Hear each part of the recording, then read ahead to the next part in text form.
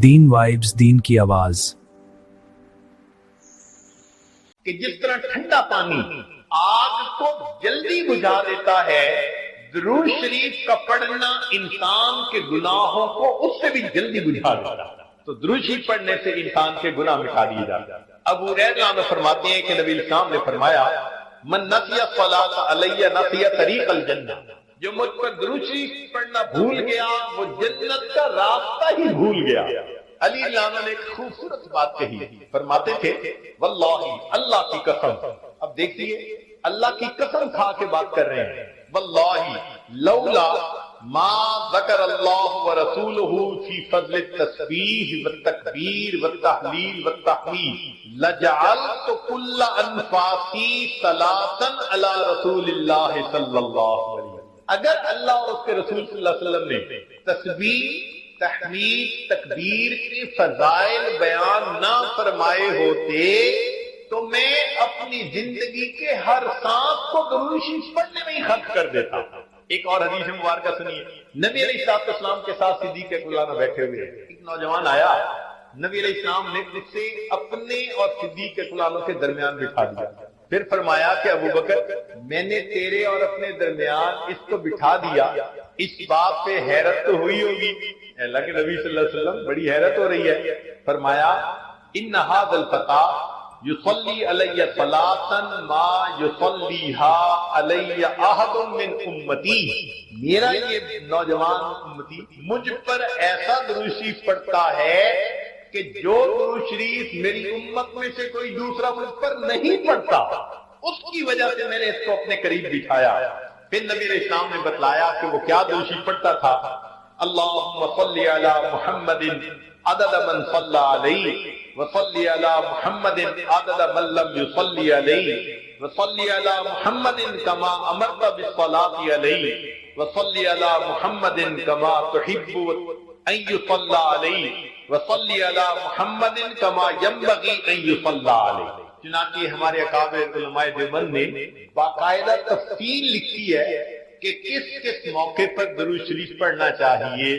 دخول المسجد والخروج منہ، مسجد میں داخل ہوتے ہوئے یا مسجد سے نکلتے ہوئے درود شریف پڑھنا چاہیے۔ والتشہد، اتحیات میں بھی درود شریف سب پڑھتے ہیں۔ ورؤیت المساجد، جب مسجد پر نظر پڑے تو اس وقت بھی درود شریف پڑھنا چاہیے۔ دخول الاسواق، بازار میں داخل ہوتے ہوئے درود شریف پڑھے۔ دخول البیت والخروج منہ، گھر میں داخل ہوتے ہوئے گھر سے نکلتے ہوئے بھی درود شریف پڑھنا چاہیے۔ نسیان الحاجہ، اگر بندہ کوئی بات بھول جائے، چیز رکھ کے بھول جائے، بات بھول جائے، اس وقت بھی نبی علیہ السلام پر درود شریف پڑھنا چاہیے۔ وقت الفقر، تنگ دستی کے وقت میں بھی درود شریف پڑھے۔ فی البدایۃ فی العلم، اور جب کتاب پڑھنے بیٹھے اس وقت بھی درود شریف پڑھے۔ فی البدایۃ فی الخطب، جب خطبہ دینا ہو، بیان کرنا ہو تو بھی درود شریف پڑھے۔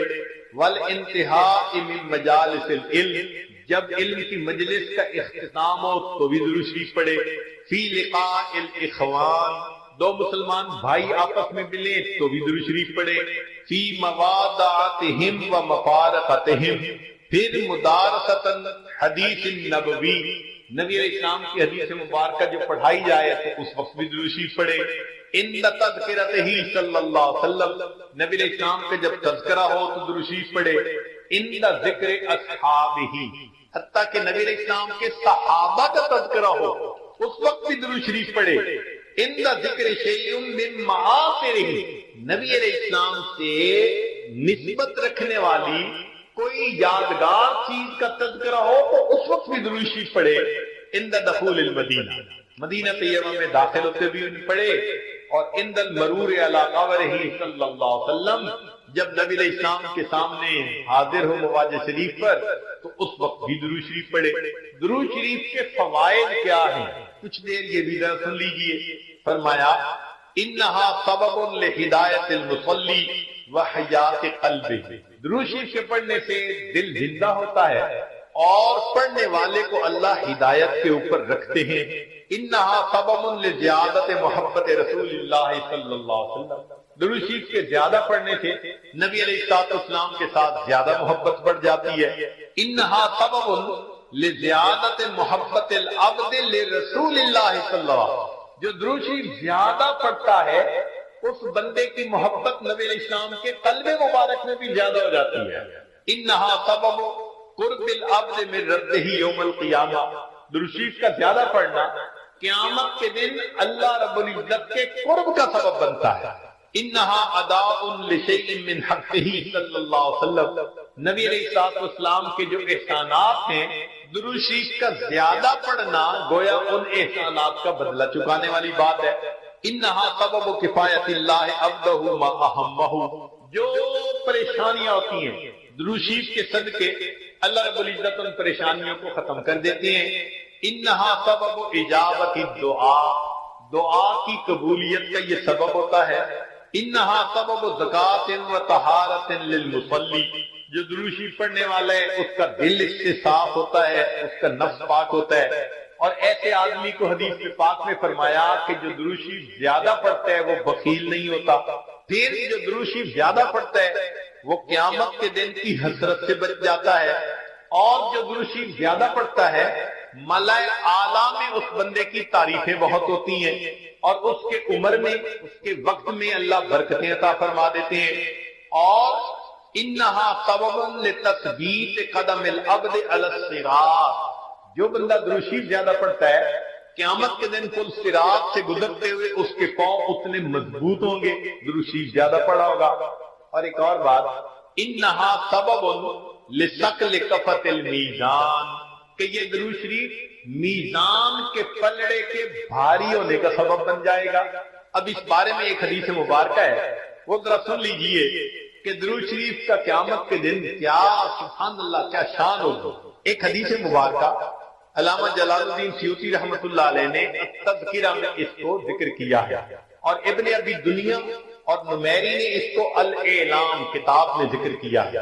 فرماتے ہیں کہ عبداللہ لانو ایک صحابی اس کے راوی ہیں کہ نبی علیہ السلام نے ارشاد فرمایا ان لآدم علیہ السلام من اللہ عز وجل موقفا فی فص من العرش، قیامت کے دن آدم علیہ السلام کو اللہ تعالیٰ عرش کے سامنے ایک ایسی جگہ عطا فرمائیں گے، علیہ ثوبان اخضران، ان پر دو سبز کپڑے ہوں گے، یعنی سمجھیں تہبند بھی سبز اور کرتا بھی سبز، کأنہ نخلۃ سحوق، جیسے شاخیں کٹی ہو نا تو سیدھا کھجور کا درخت ہوتا ہے، اس طرح آدم علیہ السلام کا اونچا لمبا قد مبارک ہوگا۔ ينظر الى من ينطلق به من والده الى الجنہ ومن ينطلق به الى النار، اونچے قد کی وجہ سے آدم علیہ السلام دیکھ رہے ہوں گے کہ ان کی اولاد میں سے کس کو جنت لے جایا جا رہا ہے اور کس کو جہنم لے جایا جا رہا ہے۔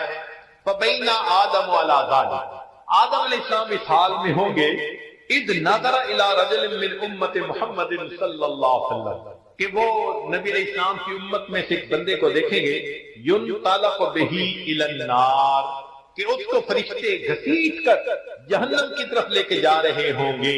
فینادی آدم علیہ السلام، تو آدم علیہ السلام پکاریں گے یا احمد یا احمد، نبی علیہ السلام کا نام پکاریں گے، آپ صلی اللہ علیہ وسلم کا نام محمد بھی اور آپ صلی اللہ علیہ وسلم کا نام احمد بھی، اسمہ احمد، تو آدم علیہ السلام نبی علیہ السلام کا نام پکاریں گے یا احمد یا احمد، فیقول علیہ السلام، اس نام کو سن کر نبی علیہ السلام جواب میں کہیں گے لبیک یا ابا البشر، اے بشر کے والد، لبیک میں حاضر ہوں۔ فیقول، وہ بتلائیں گے ھذا رجل من امتک، یہ آپ کی امت کا ایک بندہ ہے، ينطلق به الى النار، اس کو جہنم کی طرف لے جایا جا رہا ہے۔ قال صلی اللہ علیہ وسلم، نبی علیہ السلام نے فرمایا فاشد المئزر، میں اپنی چادر کو کس کے باندھ لوں گا۔ یہ عربوں میں ایک مقولہ تھا، جب انہیں کسی اہم کام کے لیے اٹھنا ہوتا تھا نا تو کہتے تھے جی ذرا چادر کو کس کے باندھو چلو، تو نبی علیہ السلام فرماتے ہیں میں اپنی چادر کو کس کے باندھ لوں گا، وَأَسْرَعُ فِي أَثَرِ الْمَلَائِكَةِ، اور میں تیزی سے چلوں گا ان فرشتوں کے پیچھے جو میری امتی کو جہنم لے کے جا رہے ہوں گے۔ فَأَقُولُ، اور میں یہ کہوں گا یا رسول ربی، اے میرے رب کے نمائندو کہ رک جاؤ، فیقولون وہ آگے سے جواب دیں گے نحن الغلاب الشداد، ہم بڑے قوی اور سخت گیر ہیں، لا نعصی اللہ تعالی ما امرنا، جو اللہ حکم دیتا ہے ہم اس کی نافرمانی نہیں کرتے، ونفعل ما نؤمر، اور ہم وہ کرتے ہیں جس کا ہمیں حکم ملتا ہے۔ فَإِذَا آیَتَ النَّبِيُّ صلی اللہ علیہ وسلم، جب اللہ کے نبی صلی اللہ علیہ وسلم ان سے مایوس ہو جائیں گے کہ میرے کہنے کے باوجود یہ فرشتے جا رہے ہیں لے کے جہنم کی طرف، رک نہیں رہے، تو نبی علیہ السلام فرماتے ہیں قبض علی لحیتہ بیدہ الیسری واستقبل العرش بوجہہ، نبی علیہ السلام اپنے بائیں ہاتھ سے اپنی ریش مبارک کو پکڑیں گے اور اپنے چہرے انور کو آسمان کی طرف کر کے دیکھیں گے، عرش کی طرف کر کے دیکھیں گے۔ عربوں میں یہ ایک طریقہ تھا کہ جب کسی سے معافی مانگنی ہوتی، منانا ہوتا، تو آج جی کا طریقہ تھا کہ داڑھی پہ ہاتھ رکھ کے بڑی لجاجت کے ساتھ اس کی طرف محبت سے دیکھتے تھے، فریاد کرتے تھے بھئی ہم پہ رحم کھا لو۔ نبی علیہ السلام جب فرشتوں کو دیکھیں گے کہ وہ رک نہیں رہے، میری امتی کو لے کے جہنم میں جا رہے ہیں، آقا صلی اللہ علیہ وسلم فرماتے ہیں میں اپنی جو ہے بایاں ہاتھ اپنی ریش کے اوپر رکھوں گا اور میں آسمان عرش کی طرف اپنے چہرے انور کے ساتھ دیکھوں گا۔ پھر نبی علیہ السلام فیقول فرمائیں گے یا ربی قد وعدتنی اللہ تخزینی فی امتی، اے اللہ آپ نے وعدہ نہیں فرمایا تھا میری امت کے معاملے میں آپ مجھے رسوا نہیں فرمائیں گے۔ فیاتی النداء من قبل العرش، عرش کے اوپر سے ایک آواز آئے گی اطیعوا محمدا، او میرے فرشتوں محمد صلی اللہ علیہ وسلم کی اطاعت کرو، وردوا ھذا العبد الی المقام، اور اس بندے کو واپس جہاں سے لائے تھے میزان کے قریب وہی جا کر چھوڑ کر آؤ۔ چنانچہ وہ فرشتے اس بندے کو وہاں جا کر چھوڑیں گے، فیخرج صلی اللہ علیہ وسلم، اب دوبارہ وزن شروع ہوگا۔ نبی علیہ السلام ایک چھوٹا سا کاغذ کا پرزہ بطاقتن، کاغذ کا پرزہ نکالیں گے، بیضاء، سفید ہوگا، کل انملتے، جیسے انگلی کا پورا ہوتا ہے اس کے برابر ہوگا، فیلقیھا فی کفۃ المیزان الیمنی، اس کاغذ کے ٹکڑے کو نبی علیہ السلام نیکیوں کے پلڑے میں ڈال دیں گے، وَهُوَ يَقُولُ بسم اللہ، اور نبی علیہ السلام ڈالتے ہوئے بسم اللہ فرمائیں گے، فَتَرْجِعُ الْحَسَنَاتُ عَلَى السَّيِّئَاتِ، نیکیوں کا پلڑا بھاری ہو جائے گا، گناہوں کا پلڑا ہلکا ہو جائے گا۔ فَيُنَادِ الْمُنَادِي، ندا دے گا وہ ندا دینے والا، سوئدہ و سوئدہ جدہو، یہ بندہ اس کے اجداد سعید بن گئے، اس کی نیکیاں زیادہ ہو گئیں، وثقلت موازینہ، انطلقوا بہ الی الجنہ، اب اس کو جنت لے کر جاؤ۔ فیقول یا رسول ربی، جب جنت لے جانے لگیں گے تب وہ بندہ کہے گا اے میرے رب کے نمائندوں فرشتوں کہ ذرا رک جاؤ، حتی اسأل ھذا العبد الکریم علی ربہ، حتیٰ کہ میں اس کریم بندے سے ذرا معلوم تو کر لوں۔ فیقول، پھر وہ یہ کہے گا بے ابی انت و امی، آپ کے اوپر میرے ماں باپ قربان جائیں، ما احسن وجہک، آپ کا چہرہ کتنا خوبصورت ہے، وَأَحْسَنَ خَلْقُكَ، آپ کی پرسنالٹی شخصیت کتنی پیاری ہے، من انتا، آپ کون ہیں، فقط عقلتنی اسرتی، آپ نے میرے گناہوں کو مٹا کے رکھ دیا، ورحمت عبرتی، میری لغزشوں کو کم کر دیا۔ فیقول علیہ الصلوۃ والسلام، نبی علیہ السلام جواب میں فرمائیں گے انا نبیوں کا محمد، میں محمد صلی اللہ علیہ وسلم تیرا نبی ہوں، وہذہ صلاتک، اور یہ وہ درود شریف ہے التی کنت تصلی علیہ، جو تو مجھ پر پڑھا کرتا تھا، وفیتکھا، میں نے تمہیں اس کا بدلہ دیا احوج ما تقول الیہا، جب تجھے اس کی بہت ضرورت تھی۔ سوچئے آج نبی علیہ السلام پر درود شریف کا پڑھنا کل قیامت کے دن میزان میں نیکیوں کے بھاری ہونے کا سبب بن جائے گا۔ کیا اس ہستی کو اپنے درجات کے پڑھنے کا تھا؟ تمام نہیں، ان کو پہلے اللہ نے فرما دیا تھا لِيَغْفِرَ لَكَ اللَّهُ مَا تَقَدَّمَ مِن ذَنبِكَ وَمَا تَأَخَّرَ، ان کو اللہ نے پہلے بتلا دیا تھا وَلَسَوْفَ يُعْطِيكَ رَبُّكَ فَتَرْضَىٰ، میرے محبوب تجھے اتنا عطا کروں گا کہ تو بس بس کرنے لگ جائے گا۔ پھر وہ ہستی کیوں رو رہی ہے؟ اتنا لمبا سجدہ کہ بیوی اس کے پاؤں ہلا کے دیکھتی ہے کہ ابھی زندگی تو ہے یا نہیں، یہ کیوں رو رہے ہیں؟ یہ امت کے اوپر شفقت کی وجہ سے نبی علیہ السلام کو امت کے ساتھ ایسی محبت، اس لیے قیامت کے دن انبیاء بھی نفسا نفسی پکارتے ہوں گے، ایک اللہ کے حبیب ہوں گے جو اس دن بھی امتی امتی فرمایا۔ اللہ کے حبیب صلی اللہ علیہ وسلم کو اس قدر امت کے ساتھ شفقت و محبت۔ ایک اور آخری بات کہ جب نبی علیہ السلام کے ساتھ ایسی محبت ہے تو پھر اس کی ایک علامت یہ بھی ہے کہ کثرت الصلاۃ والسلام علیہ، نبی علیہ السلام کے اوپر کثرت سے صلاۃ و سلام پڑھنا، درود شریف پڑھنا۔ چنانچہ قرآن مجید میں اللہ تعالیٰ ارشاد فرماتے ہیں ان اللہ وملائکتہ یصلون علی النبی یا ایھا الذین آمنوا صلوا علیہ وسلموا تسلیما، تو ہم بھی کثرت سے درود شریف پڑھیں، اللہم صل علی سیدنا محمد وعلی آل سیدنا محمد وبارک۔ سید القراء ابن کعب نبی الاسلام کی خدمت میں حاضر ہوئے، اے اللہ کے حبیب صلی اللہ علیہ وسلم میں آپ پر تیسرا حصہ اپنے وقت کا درود شریف پڑھنے میں لگا دوں؟ نبی علیہ السلام نے فرمایا تو زیادہ کرے گا تو تجھے زیادہ فائدہ ہوگا۔ اے اللہ کے حبیب صلی اللہ علیہ وسلم میں 2/3 حصہ درود شریف پڑھا کروں؟ نبی علیہ السلام نے فرمایا زیادہ پڑھے گا تو زیادہ نفع ہوگا۔ انہوں نے کہا اے اللہ کے حبیب صلی اللہ علیہ وسلم پھر تو میں پورا وقت ہی آپ پر درود شریف پڑھوں گا۔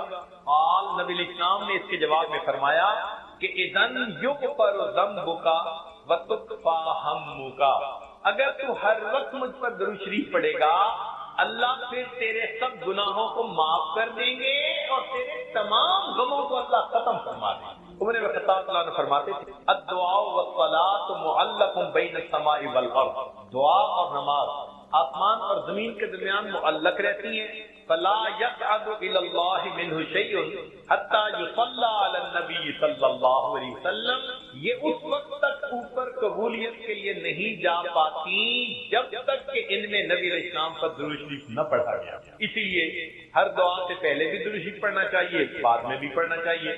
نبی علیہ السلام نے ارشاد فرمایا الدعاء بین الصلاتین لا یرد، کہ دو درود شریف کے درمیان جو دعا مانگی جاتی ہے اس دعا کو رد نہیں کیا جاتا۔ ایک حدیث مبارکہ میں نبی اسلام نے فرمایا من صلی علیہ فی کتاب لم تزل الملائکۃ تستغفر له ما دام اسمی فی ذلک الکتاب، اگر کوئی بندہ لکھ رہا ہو اور لکھتے ہوئے نبی علیہ السلام کا نام نامی اس میں گرامی آ جائے اور وہ نام نامی اس میں گرامی کے ساتھ صلی اللہ علیہ وسلم لکھے، تو نبی علیہ السلام نے فرمایا جب تک اس کتاب میں میرے نام کے ساتھ یہ درود شریف لکھا رہے گا اس وقت تک ایک فرشتہ اس کے لیے استغفار کرتا رہے گا۔ اللہ اکبر کبیر۔ ابن مسعود عنہ فرماتے ہیں کہ نبی اسلام نے فرمایا اول الناس بی یوم القیامہ اکثرہم علیہ الصلاۃ، کہ جو بندہ مجھ پر سب سے زیادہ درود شریف پڑھتا ہوگا وہ پھر قیامت کے دن میرے سب سے زیادہ قریب بھی وہی بندہ ہوگا۔ ابو بکر صدیق عنہ نے ایک عجیب بات فرمائی، فرماتے تھے کہ الصلاۃ علی النبی امحق للذنوب من الماء البارد للنار، کہ جس طرح ٹھنڈا پانی آگ کو جلدی بجھا دیتا ہے، درود شریف کا پڑھنا انسان کے گناہوں کو اس سے بھی جلدی بجھا دیتا ہے، تو درود شریف پڑھنے سے انسان کے گناہ مٹا دیے جاتے ہیں۔ ابو ہریرہ عنہ فرماتے ہیں کہ نبی اسلام نے فرمایا من نسی الصلاۃ علیہ نسی طریق الجنہ، جو مجھ پر درود شریف پڑھنا بھول گیا وہ جنت کا راستہ ہی بھول گیا۔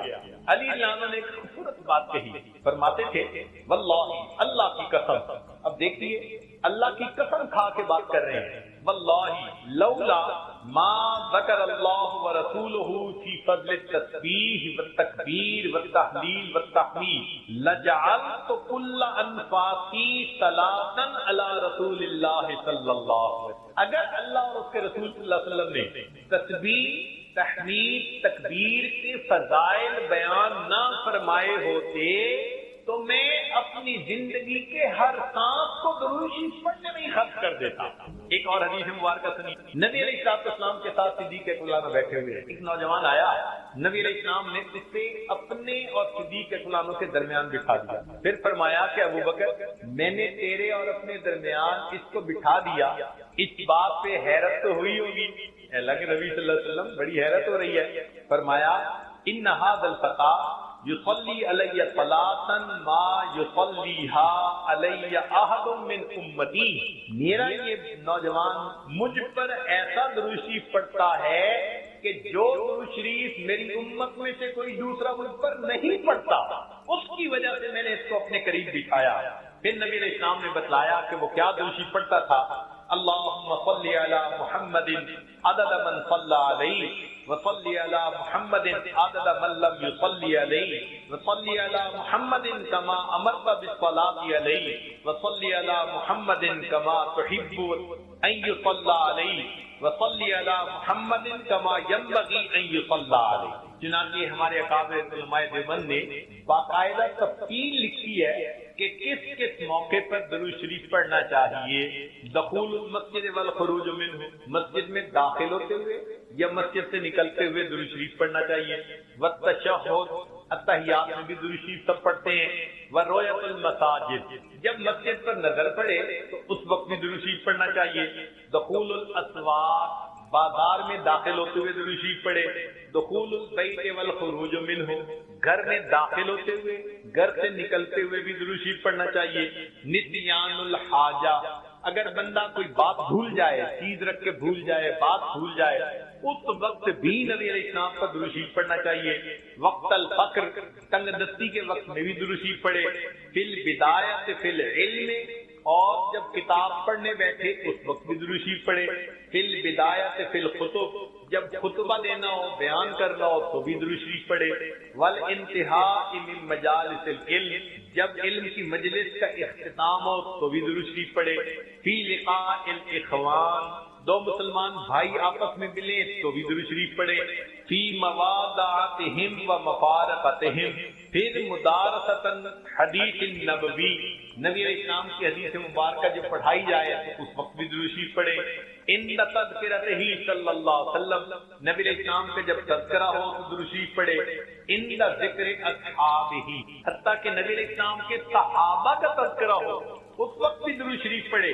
ان ذکر شیء من معاصرہ, نبی علیہ السلام سے نسبت رکھنے والی کوئی یادگار چیز کا تذکرہ ہو تو اس وقت بھی درود شریف پڑھے. عند دخول المدینہ, مدینہ طیبہ میں داخل ہوتے بھی پڑھے. اور عند المرور علی قبرہ صلی اللہ علیہ وسلم, جب نبی علیہ السلام کے سامنے حاضر ہو مواج شریف پر تو اس وقت بھی درود شریف پڑھے. درود شریف کے فوائد کیا ہیں, کچھ دیر یہ بھی ذرا سن لیجیے. فرمایا انہا سبب لہدایت المصلی وحیات قلبہ, درود شریف کے پڑھنے سے دل زندہ ہوتا ہے اور پڑھنے والے کو اللہ ہدایت کے اوپر رکھتے ہیں. انہا سبب لزیادت محبت رسول اللہ صلی اللہ علیہ وسلم, درود شریف کے زیادہ پڑھنے سے نبی علیہ السلام کے ساتھ زیادہ محبت بڑھ جاتی ہے. انہا سبب لزیادت محبت العبد لرسول اللہ صلی اللہ علیہ وسلم, جو درود شریف زیادہ پڑھتا ہے اس بندے کی محبت نبی علیہ السلام کے قلب مبارک میں بھی زیادہ ہو جاتی ہے. انہا سبب قرب العبد من ربہ یوم القیامہ, درود شریف کا زیادہ پڑھنا قیامت کے دن اللہ رب العزت کے قرب کا سبب بنتا ہے. انہا اداء لشیء من حقہ صلی اللہ علیہ وسلم, نبی علیہ السلام کے جو احسانات ہیں درود شریف کا زیادہ پڑھنا گویا ان احسانات کا بدلہ چکانے والی بات ہے. انہا سبب کفایت اللہ عبدہ ما اہمہ, جو پریشانیاں ہوتی ہیں درود شریف کے صدقے اللہ رب العزت ان پریشانیوں کو ختم کر دیتے ہیں. انہا سبب اجابت الدعاء, دعا کی قبولیت کا یہ سبب ہوتا ہے. انہا سبب زکات و طہارت للمصلی, جو درود شریف پڑھنے والا ہے اس کا دل اس سے صاف ہوتا ہے، اس کا نفس پاک ہوتا ہے، اور ایسے آدمی کو حدیث پاک میں فرمایا کہ جو درود شریف زیادہ پڑھتا ہے وہ بخیل نہیں ہوتا، پھر جو درود شریف زیادہ پڑھتا ہے وہ قیامت کے دن کی حسرت سے بچ جاتا ہے، اور جو درود شریف زیادہ پڑھتا ہے ملائے اعلیٰ میں اس بندے کی تعریفیں بہت ہوتی ہیں، اور اس کے عمر میں، اس کے وقت میں اللہ برکتیں عطا فرما دیتے ہیں، اور انہا سبب لتثبیت قدم العبد علی الصراط، جو بندہ درود شریف زیادہ پڑھتا ہے قیامت کے دن پل صراط سے گزرتے ہوئے اس کے پاؤں اتنے مضبوط ہوں گے، درود شریف زیادہ پڑھا ہوگا۔ اور ایک اور بات، انہا سبب لثقل کفۃ المیزان، کہ یہ درود شریف میزان کے پلڑے کے بھاری ہونے کا سبب بن جائے گا۔ اب اس بارے میں ایک حدیث مبارکہ ہے، وہ ذرا سن لیجئے کہ درود شریف کا قیامت کے دن کیا سبحان اللہ کیا شان ہوگی۔ ایک حدیث مبارکہ علامہ جلال الدین سیوطی رحمۃ اللہ علیہ نے التذکرہ میں اس کو ذکر کیا ہے، اور ابن ابی دنیا اور نمیری نے اس کو الاعلام کتاب میں ذکر کیا ہے۔ فرماتے ہیں کہ عبداللہ عنہ ایک صحابی اس کے راوی ہیں کہ نبی علیہ السلام نے ارشاد فرمایا، ان لآدم علیہ السلام من اللہ عز وجل موقفا فی فخ من العرش، قیامت کے دن آدم علیہ السلام کو اللہ تعالیٰ عرش کے سامنے ایک ایسی جگہ عطا فرمائیں گے، علیہ ثوبان اخضران، ان پر دو سبز کپڑے ہوں گے، یعنی سمجھیں تہبند بھی سبز اور کرتا بھی سبز، کأنہ نخلۃ صحوق، جیسے شاخیں کٹی ہو نا تو سیدھا کھجور کا درخت ہوتا ہے، اس طرح آدم علیہ السلام کا اونچا لمبا قد مبارک ہوگا۔ ينظر إلى من ينطلق به من ولده إلى الجنة ومن ينطلق به إلى النار، اونچے قد کی وجہ سے آدم علیہ السلام دیکھ رہے ہوں گے کہ ان کی اولاد میں سے کس کو جنت لے جایا جا رہا ہے اور کس کو جہنم لے جایا جا رہا ہے۔ فبین آدم والا ذالک، آدم علیہ السلام اس حال میں ہوں گے اذ نظر الی رجل من امت محمد صلی اللہ علیہ وسلم، کہ وہ نبی علیہ السلام کی امت میں سے ایک بندے کو دیکھیں گے، ينطلق به الی النار، کہ اس کو فرشتے گھسیٹ کر جہنم کی طرف لے کے جا رہے ہوں گے۔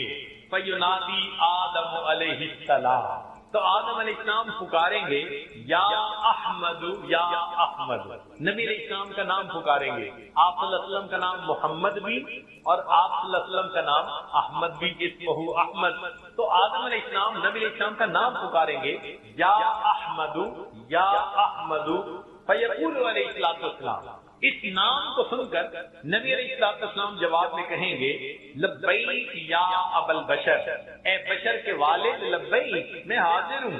فیقول، وہ بتلائیں گے ھذا رجل من امتی کا، یہ آپ کی امت کا ایک بندہ ہے، ينطلق به الی النار، اس کو جہنم کی طرف لے جایا جا رہا ہے۔ قال صلی اللہ علیہ وسلم، نبی علیہ السلام نے فرمایا فَأَشَدُّ الْمِئْزَرَ، میں اپنی چادر کو کس کے باندھ لوں گا۔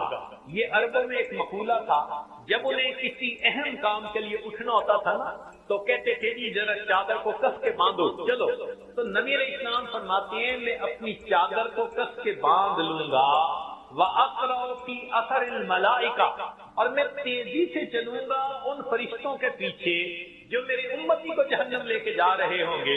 فَأَقُولُ، اور میں یہ کہوں گا یا رسول ربی، اے میرے رب کے نمائندو، کہ رک جاؤ۔ فَيَقُولُونَ، وہ آگے سے جواب دیں گے نحن الغلاظ الشداد، ہم بڑے قوی اور سخت گیر ہیں، لا نعصی اللہ تعالی ما امرنا، جو اللہ حکم دیتا ہے ہم اس کی نافرمانی نہیں کرتے، ونفعل ما نؤمر، اور ہم وہ کرتے ہیں جس کا ہمیں حکم ملتا ہے۔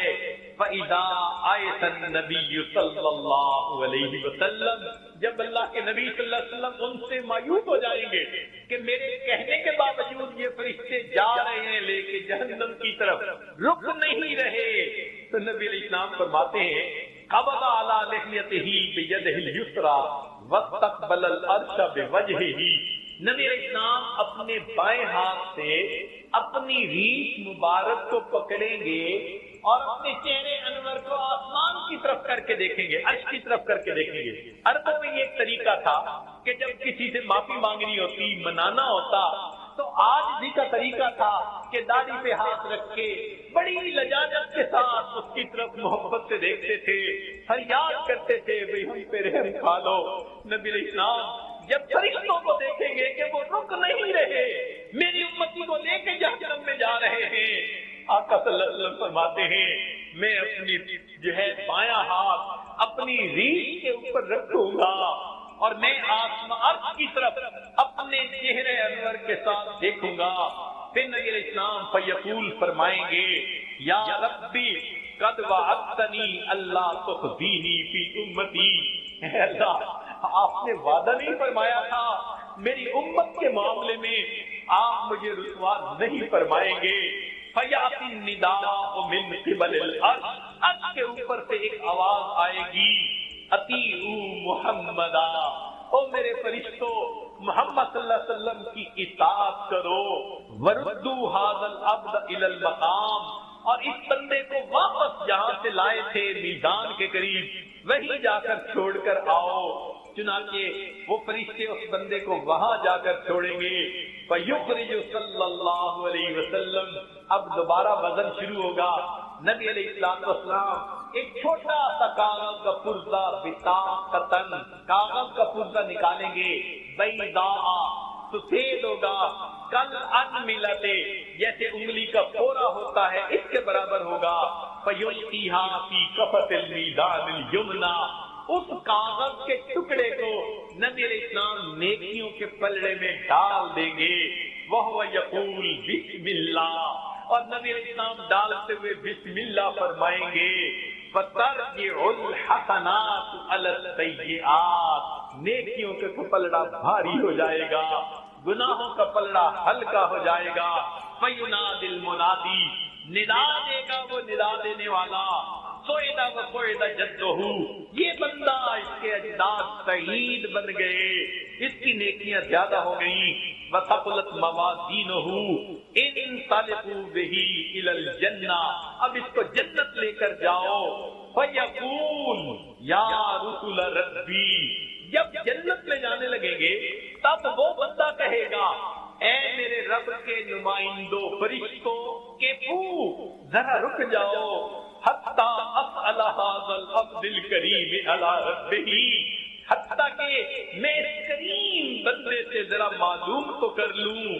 فیقول، پھر وہ یہ کہے گا بأبی انت و امی، آپ کے اوپر میرے ماں باپ قربان جائیں، ما احسن وجہک، آپ کا چہرہ کتنا خوبصورت ہے، وَأَحْسَنَ خَلْقُكَ، آپ کی پرسنالٹی شخصیت کتنی پیاری ہے، من انتا، آپ کون ہیں، فقط عقلتنی، اطرتی، آپ نے میرے گناہوں کو مٹا کے رکھ دیا، ورحمت عبرتی، میری لغزشوں کو کم کر دیا۔